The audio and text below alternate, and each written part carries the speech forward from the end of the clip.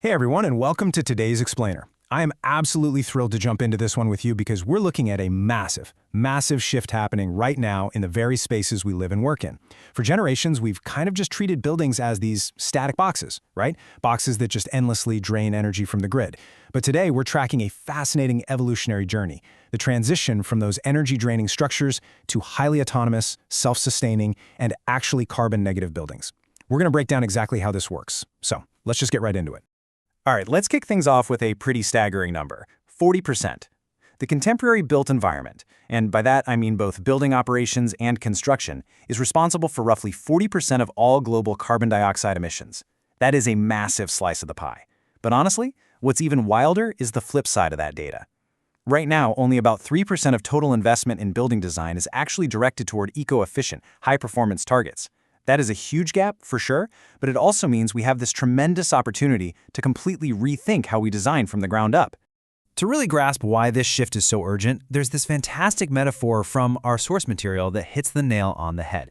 In professional architectural circles, traditional architecture is literally viewed as being on life support. Think about it. If a building needs active HVAC systems and external energy grids pumping 24/7 just to keep the people inside comfortable, it's completely dependent on those machines. It's like a patient in a hospital.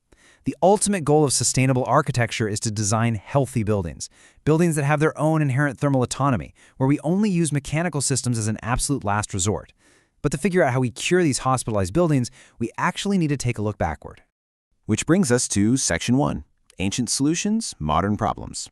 You see, harvesting environmental energy out of necessity, that is not a modern trend. It's an ancient vernacular practice.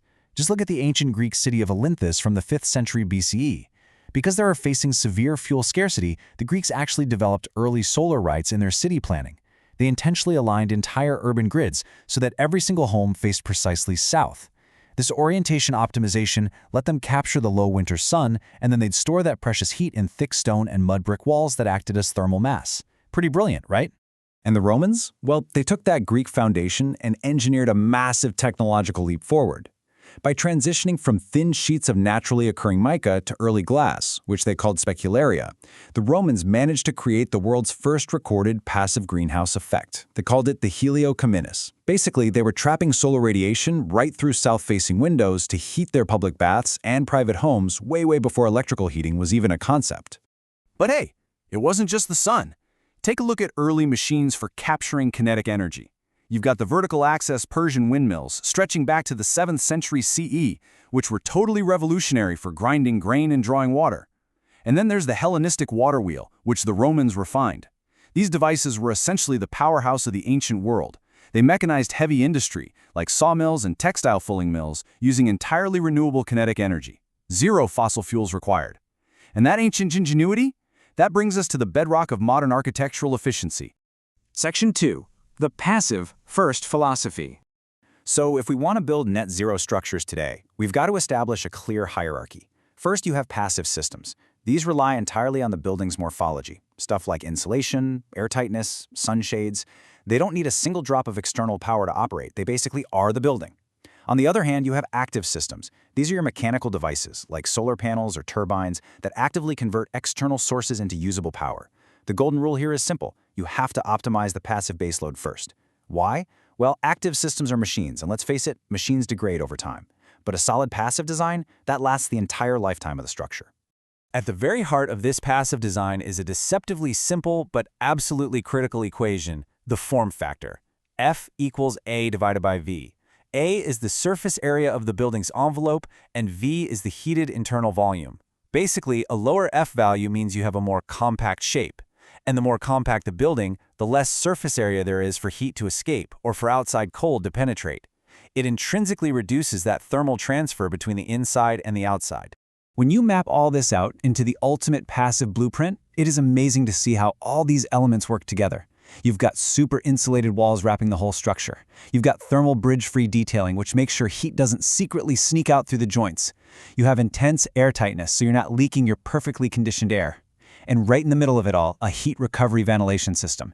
It brings in fresh outdoor air while exchanging heat with the stale exhaust air leaving the building. It's just this incredibly tight, beautifully autonomous ecosystem. But look, we have to remember something important. We aren't just building sealed boxes, we're designing spaces for human beings.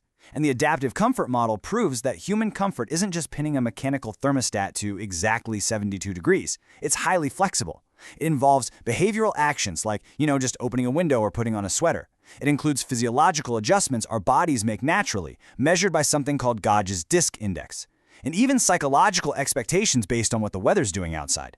When buildings are actually designed to work with these adaptive human traits, our reliance on heavy active HVAC machines drops dramatically. And only once that passive foundation is perfected do we apply the machine boost. Moving right along to Section 3, Active Energy Harvesting. When we do finally need active energy, the sky is quite literally the limit.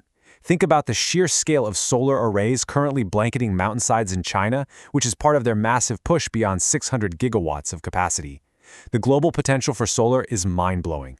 To put it into perspective, the amount of solar energy that reaches the Earth's surface in just one single hour is enough to power our entire global civilization for a full year. 1 hour. The real question is, how efficiently are we actually capturing that light? If we look at primary photovoltaic, or PV tech, monocrystalline panels sit at the top. They have that dark, uniform look and max out around 24% efficiency. Stepping down a bit, we have the bluish polycrystalline panels at about 17%. And finally, thin film technology.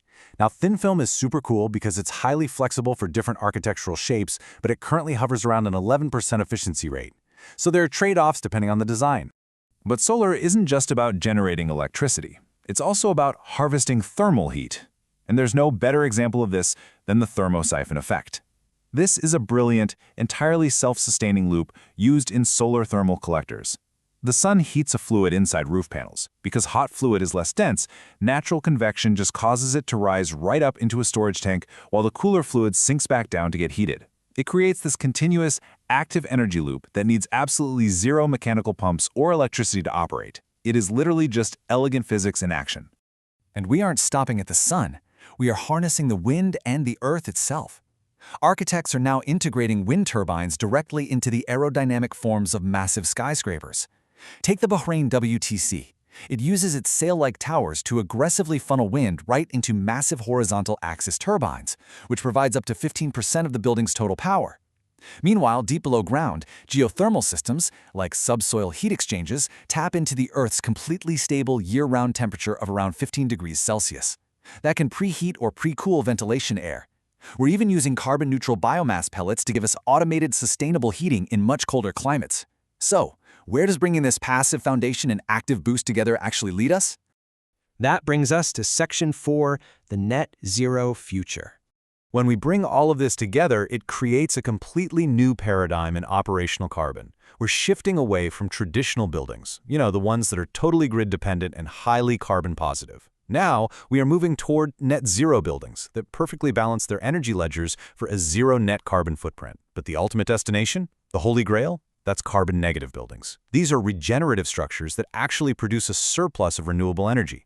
They literally feed power back into their surrounding communities, acting as a cure for the environment rather than a drain on it.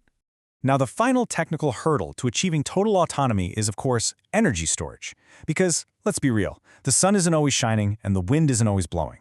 Traditional lithium-ion batteries are great, but they suffer from self-discharge. They just lose energy over time. The massive emerging solution here is green hydrogen. By using surplus renewable energy, we can perform electrolysis to split water into hydrogen and oxygen. That hydrogen can then be stored indefinitely, literally zero energy loss.